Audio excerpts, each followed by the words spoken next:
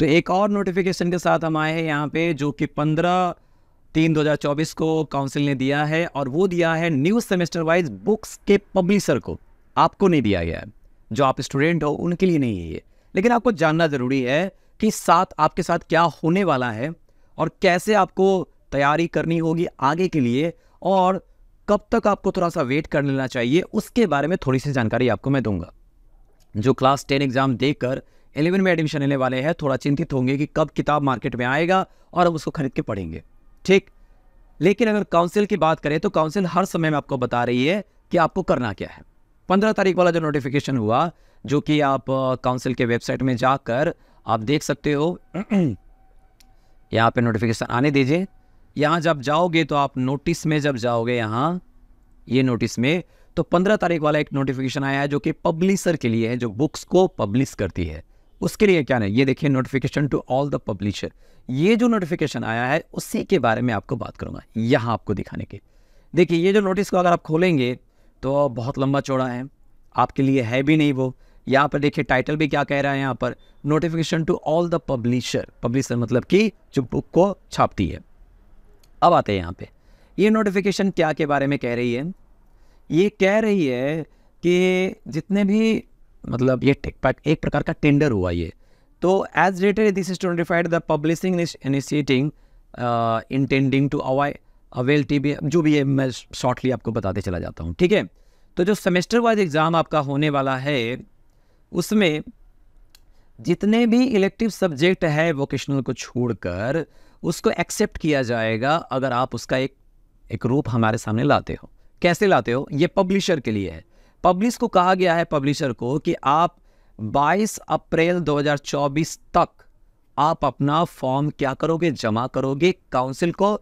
वो लोग फॉर्म के साथ साथ आपका स्पेसिमेन भी होगा कि ये किताब हम दे रहे हैं, ये आपका सिलेबस है। इस सिलेबस तो आपको दे दिया गया है, जो काउंसिल है, काउंसिल ने हर सब्जेक्ट का सिलेबस दे दिया है। तो आप पब्लिशर क्या करेगी, उस सिलेबस के आधार पे अपनी किताब को प्रिंट करेगी या उसका एक रूप बनाएगी, ठीक है। अब वो रूप जो बनाया हुआ है वो ऐसे मार्केट में नहीं उतर सकती है, तो वो क्या करेगी, आप काउंसिल को देगी कि हाँ मैंने जो बनाया वो सही है कि नहीं। और आप भी तो थोड़ा सा छानबीन करके देखोगे ना कि हाँ सही वो जो काउंसिल कह रही है वही किताब लेना चाहिए कि नहीं। उसके बाद में देखिए कि यहाँ पर कह रही है कि it would be a continuous process throughout the year. The publisher would have to submit book for semester 1 or semester 2 of class 11. The sooner the book is submitted, the earlier would start the process of book review and TB number allotment of your part. जो भी किताब पहले हमें जमा करेंगे इस syllabus के आधार पे हम लोग उसका रिव्यू करेंगे, और रिव्यू करने के बाद हम बताएंगे कि वो किताब सही है कि नहीं आपके लिए, ठीक है।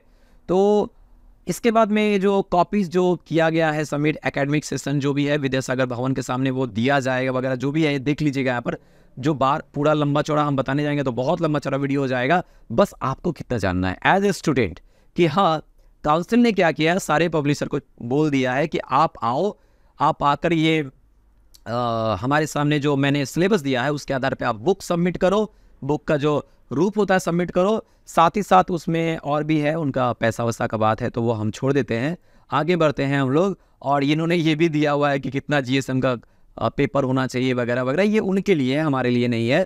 तो नेक्स्ट में आते हैं, अगला पेज में क्या है, वही थोड़ा सा और बढ़ा के दिया हुआ है, ठीक है। अब सब्जेक्ट में जो है यहाँ पर और क्या क्या दे सकते हैं, तो देखिए यहाँ पर सेमेस्टर वाइज आपका फिजिक्स, केमिस्ट्री, बायोलॉजी ये सब आप दीजिएगा।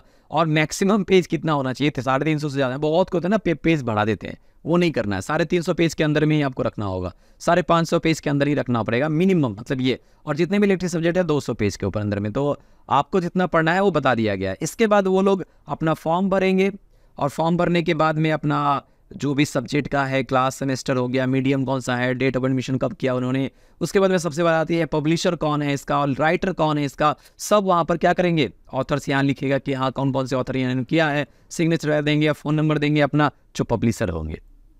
ये सब हो गया, ये उनके लिए हो गया। हमारे लिए क्या है, हमको इंतज़ार करना है एज ए स्टूडेंट।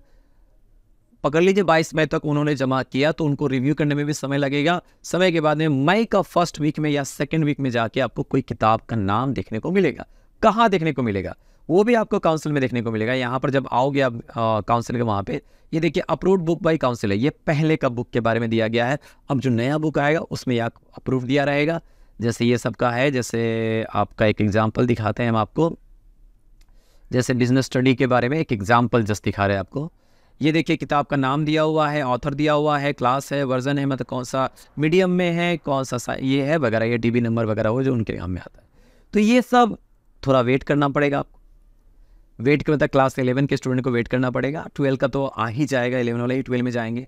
और जो 12 में अभी है, जो 25 में एग्जाम देने वाले, उनके लिए ये सब कुछ भी नहीं है। उनका जैसा चल रहा है वो चल रहा है, ठीक है। 25 में एग्जाम दीजिए, फिर उसके बाद जो 26 में एग्जाम देंगे, जो 11 में अभी एडमिशन लेंगे और 26 में जाके 12 का एग्जाम देंगे, उनके लिए भी बुक वैसे ही आएगा और उसी हिसाब से आपको खरीद के पढ़ना है, ठीक। तो आशा करते हैं जो ये नोटिफिकेशन हुआ है आपको समझ में आ गया होगा। तो मिलते हैं अगले वीडियो में, जिसमें हो सकता है कुछ पढ़ाएंगे या कुछ क्वेश्चन पैटर्न के बारे में बताएंगे या कुछ नोटिफिकेशन आएगा, ठीक। तब तक के लिए thank you, stay safe and stay healthy, thank you.